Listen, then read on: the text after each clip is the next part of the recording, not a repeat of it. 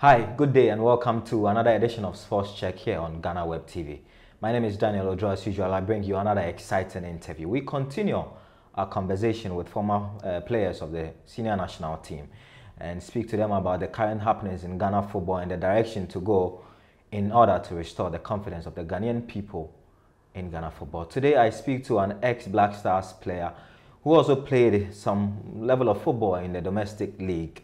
Today, I ask him how it is to have retired from the senior national team and what his day-to-day activity is like. When we return from this break, I introduce my guest and we delve into the conversation. Stay with us. We're back after the break.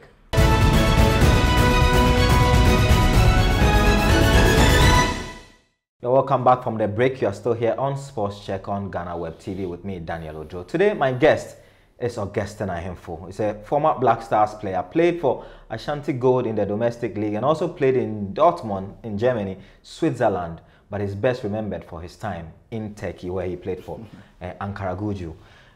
Augustine, thank you very much for your time. You're welcome. It's been a while. Yeah. Tell me, you've been a former Black Stars player, former local player, played for the national team, played at the Olympic Games, played at the World Youth Championship, and now you have retired. How is it like as a footballer who's retired, who's seen the glitz and glamour, wake up every day, go to training, and today it's not like that anymore?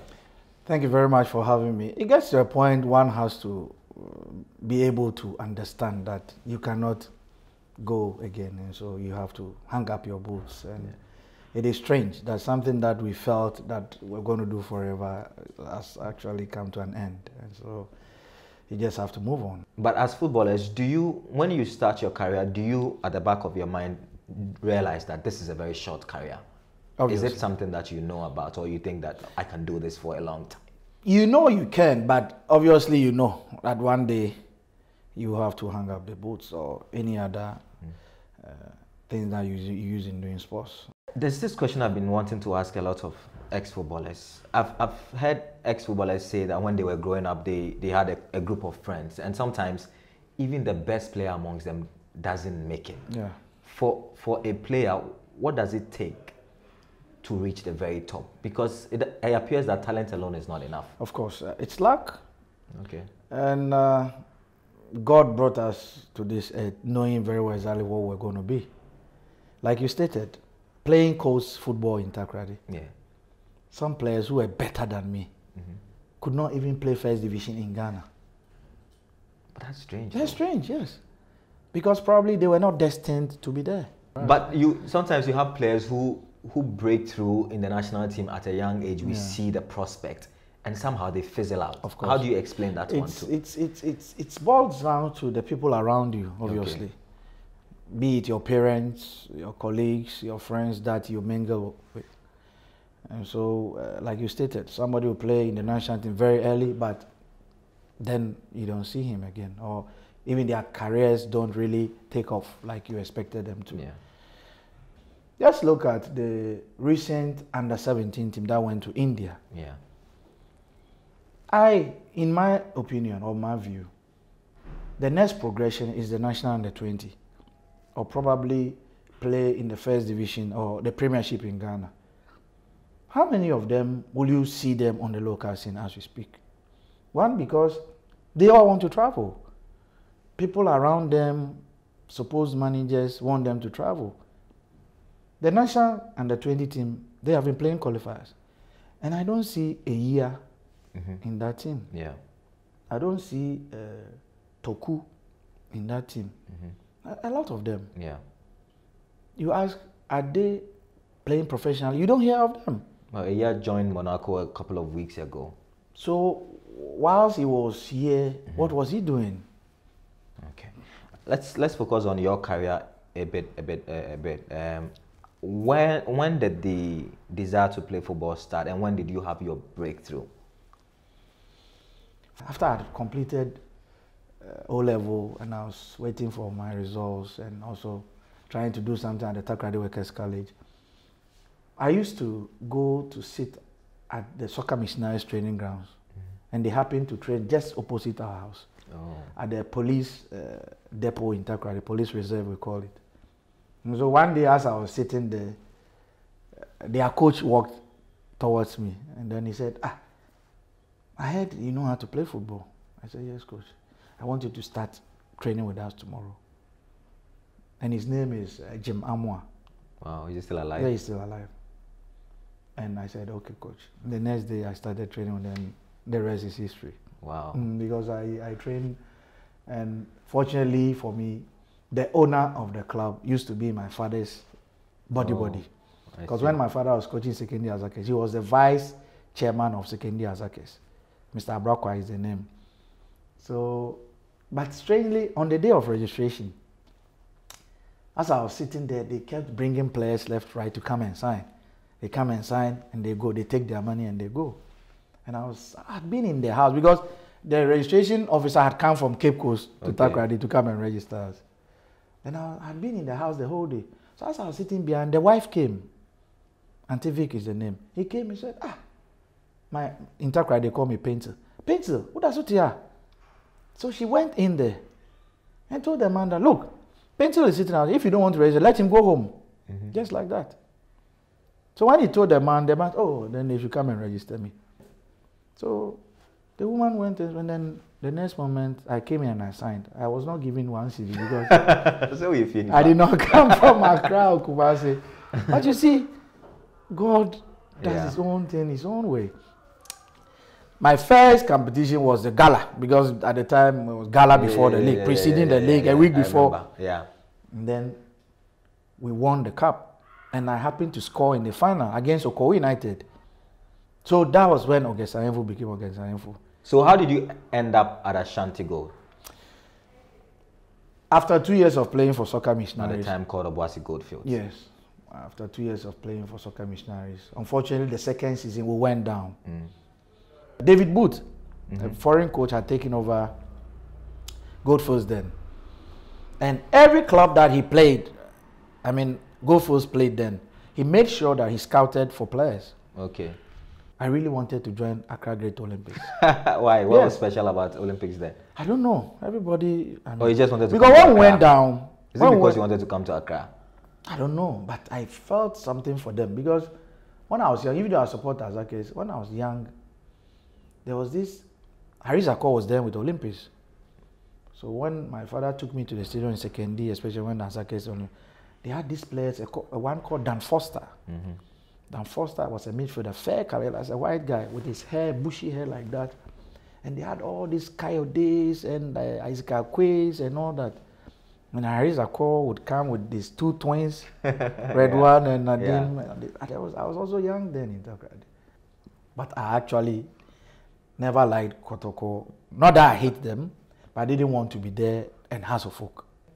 At the morning of the registration, we just woke up and I told Kevin, when we played Goldfields in Obuasi, the white coach told my brother Anthony to tell me that they were interested in me, so I shouldn't sign for any club. So I think we should go to Obuasi. So we got to Obuasi, went straight to my uncle's house, and the wife was saying that, where have you people been? Augustine, I said, the white man has been looking for all over. They sent somebody to go to Takoradi and you were not around. I said, nobody came to Takoradi. I said, you are joking. More than 1 month ago. I said, nobody came. So immediately they called my uncle. He was down there at the underground working. They called him and he came up. Then he drove us to the mine. When the white man saw me, he was so happy. So myself and Kevin Asian went in there, signed, and then we took our money. But they didn't ask for Kevin Asian though. So I don't know. Yes, I took him there. So how did you end up in Turkey? Turkey, you know, the CAN 2000 that we hosted, Ghana and Nigeria. Our first game against Cameroon, the opening match, I had a groin injury in that match. So when I went to Boa Vista, I went there with that injury. So I needed to be operated on. And because they had taken me on loan from Venice, I needed to go back to Venice. Club, Venice, unfortunately, had gone down to relegation. And in Italy then, when a team goes to second division, there's only one foreigner who could play. And we had myself, Bilika, Tuta, Poschner from Germany, and one other player, Ricoba, yes. So I was there training with the team but not playing. But Not knowing when we played Holland years back, the president of Ankara Guju also watched them because Stephen Bailey was playing for Ankara Guju, Kennedy was playing for Ankara Guju. So he wanted to see them and he scouted me. Kennedy and Stephen were coming for vacation. I needed to pick them up from the airport. So Kennedy came. I said, oh, Master, I'm here. I've been here for like 2 weeks. What happened? I said, I told you I wanted to cancel. Oh, really? Okay. He didn't say anything. Then they went back for preseason in January. Yeah. When he went, he told their coach about it. That you're available. Available. So immediately he calls me, Charlie, I said, oh, how? Yeah. We are in camp in Antalya. We want you to come. So I'll call you tomorrow. They will send you a ticket. I said, okay, I'll call you in the evening. I was in Takrad, I remember when he called. I just but during those times you came back, were you speaking with other clubs? No. What was the plan to come and play for I was just here. I was rather thinking of going back to Grasshoppers. Okay. Because I still had a relationship with the manager over there. So I called Kenny, it was okay, I'm ready to come. Then they sent me a ticket. The next day I left. When I got there, I told the coach that I haven't been playing, I'm not that fit. So really, okay, then I got there in the afternoon, we're training in the evening. I went to training. We're playing 5 against 2. You know, and what I was playing, they giving the ball, I took it behind my feet and then I saw the coaches had grouped and they called Kennedy. After training, fortunately for me that day, we just played that 5 against 2 and the coach said, okay, we will do crosses to score. God up there is wonderful. I had not played for that long, but I still had my shape. And then they give crosses, and every cross that came, I scored. With a back heel, with a flick, and and the coach closed the training. I don't know. We did not train for like 45 minutes, the training is over. The next one, he called Kennedy and myself. So, no, he can see that I can do it. But as I told him that I am not fit, he will not put pressure on me. So when I go to training, I should take it easy. So when we went to Ankara after the training, they organized another friendly game against Samsunspor, I remember.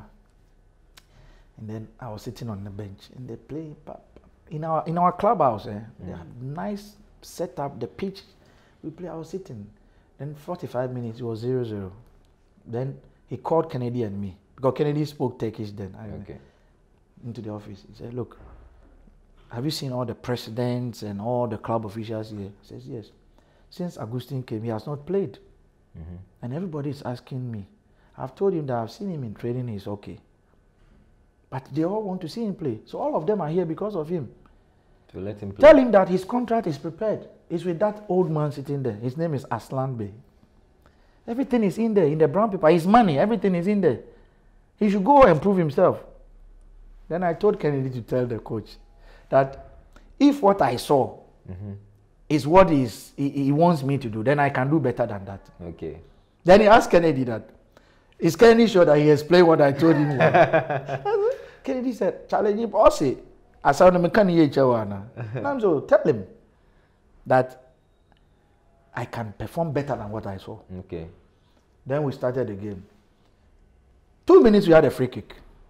You know, I'm not that tall, so people think that, but I'm very good in my head. The moment the cross came in, pam, goal.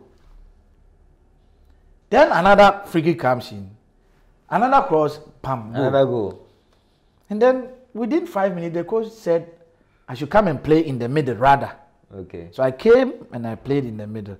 And then I took the ball from the defenders and I give the pass. And again, I take the ball.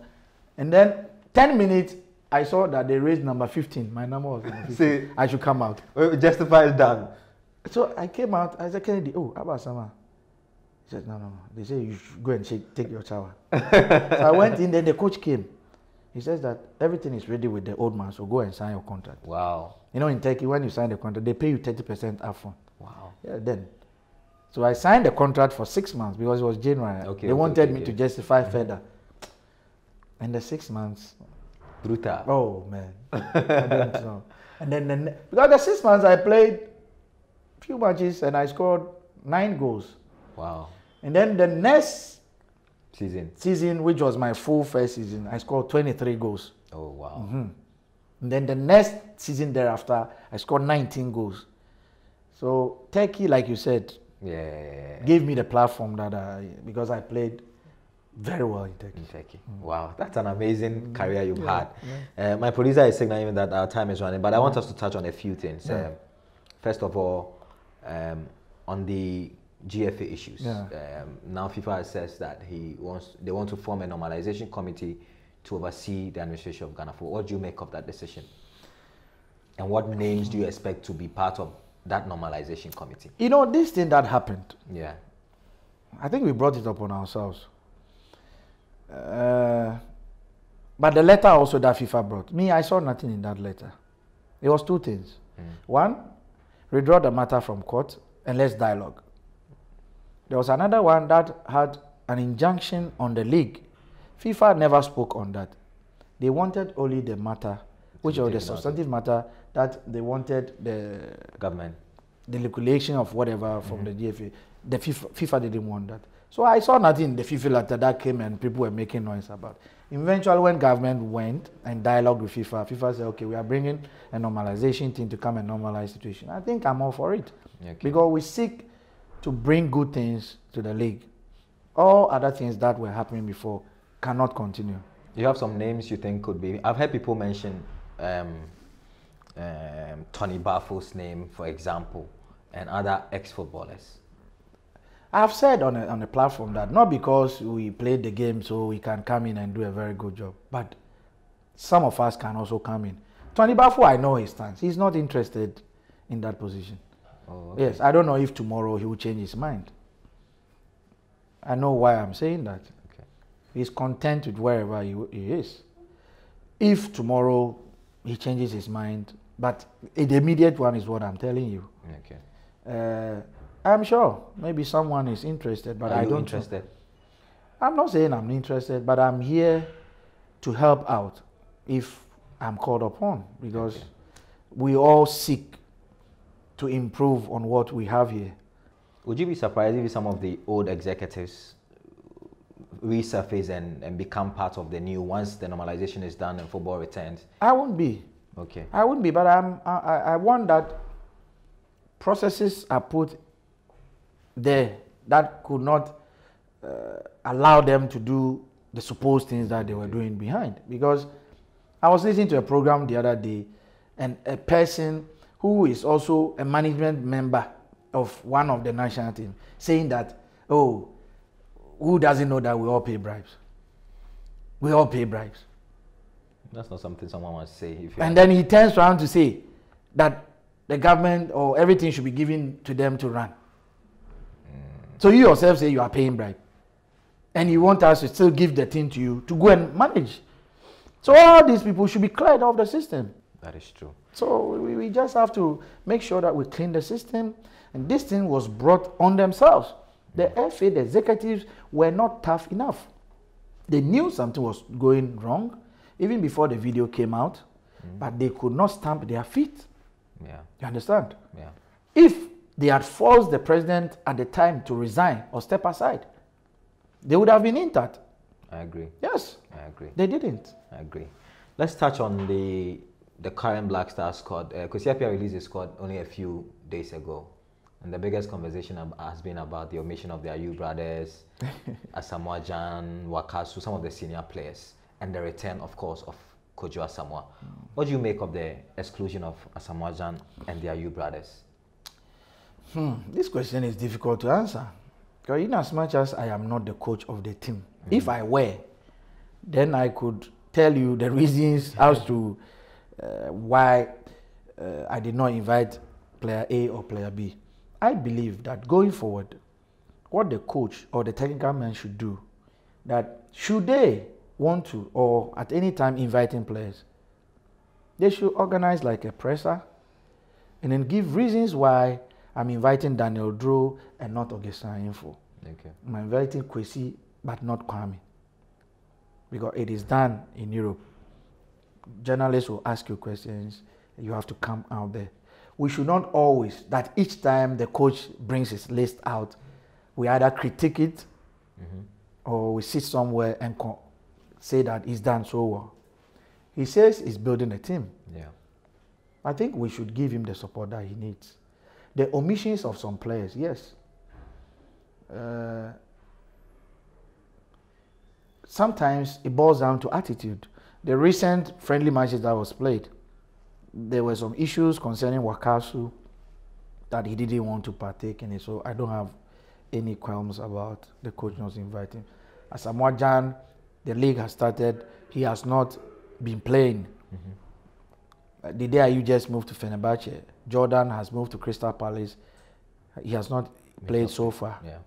So he can always, when you ask the coach, he will be always able to give you the reasons as to why he did not invite him. Coach Asamoah, he's always said he was going to come. He needed time to, let the injuries. When this weekend he got injured again, Inter Milan match, and he was taken off. I hope it is not that serious that he will be able to come and play. But do you think, because of the conversation that's been going on, it will be good if he came out and then explained why he's omitted there, you brothers? I think so. I think so. Because the team will obviously be in camp. Yeah. And I'm sure at that time you will be able to question him or ask him why.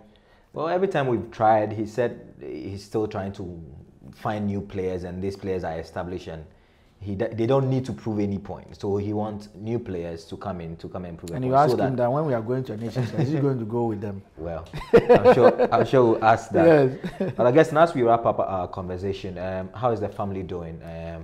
Barbara has been gone for a while. Yes. How many years ago? December will be 9 years. That's been a long time. How have you been holding up?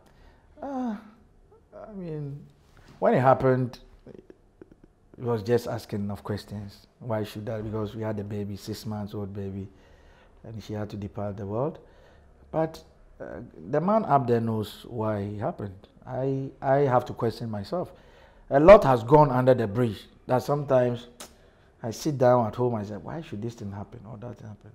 But the question is that, would I worry myself dwelling on issues that has happened, that has brought a bit of pain to me and all that? No, I'll just have to move on. Are you going to marry again? Obviously, yes. Obviously. Okay. Obviously, because who knows? Initially, when she passed, I said I would not. Initially, I told myself, no, I don't think I can do this thing anymore. But you can't, because, like I stated, I will not be here. I'll travel. Somebody has to take care of them.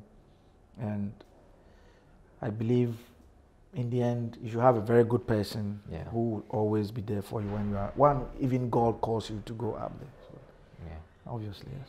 Did you make enough money from football? I did.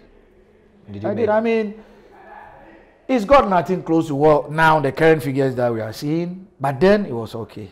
Yeah. It was okay. I don't have any issues on, I don't dwell on the past, what has happened. I always look into the future, but it was good. Any regrets in your career? In terms of football or? In terms of football. I wish I won a cup for Ghana, but I did win one by the youth side. Yeah. And for the Black Stars, I wish I won a cup with them.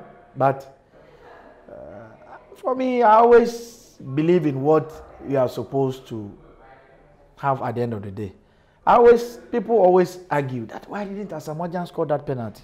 And I always tell them that if we're destined to be in the semi-final, even when Adia headed the ball, Suarez would never have touched that ball. Yeah. And I have a friend who has that picture in his room. Wow. When Suarez touched the ball is on the line. He never crossed the line like people had said. It's just on I don't know who captured it. And it's bigger than this picture here. Wow. In his room, living room, he always look at it. And he wants to cry. But we're not destined to be there. But in terms of football, other lives, I have lots of regrets, but we just have to move on. And I always advise the young ones that as you play football, when you talk about investment, for instance, you don't invest in products that brings liquid money all the time. Okay. When I say liquid money, it's money that exchanges daily. Quickly, yeah. Daily. Invest in landed properties or maybe fixed bonds or fixed deposits here and there. Okay. Because when you are certain to stop football, then you know that. But when you invest in business, that has to turn around all the time. 1 out of 20 million could be successful. Yeah. The PFAG is there. for these purposes. Yes. Yeah. You know, they have insurance. We did insurance for them. Yet they don't take advantage of it. Somebody is injured, they will not even report, so that we give to the insurance people for the payments to be made. Wow. So recently we met them and told them that do you people want us to still continue paying the insurance? It's all about education. Yeah, we need to continue educating our people. Augustine, thank you very much for your time. You're welcome. I've enjoyed my conversation with you. We've been speaking with Augustine Arhinful, former Black Stars player, played in the local league, played for many, many clubs in Europe and made his name, especially in Turkey, where most of us remember him for his time. He's been also sharing his thought with the current generation of the Black Stars, what must be done to restore Ghana football in the midst of all the crisis that has engulfed our football. It's been another edition of the show. We're back same time next week, God willing. Until then, keep well and keep your head up. I'll see you somewhere in town. Bye for now.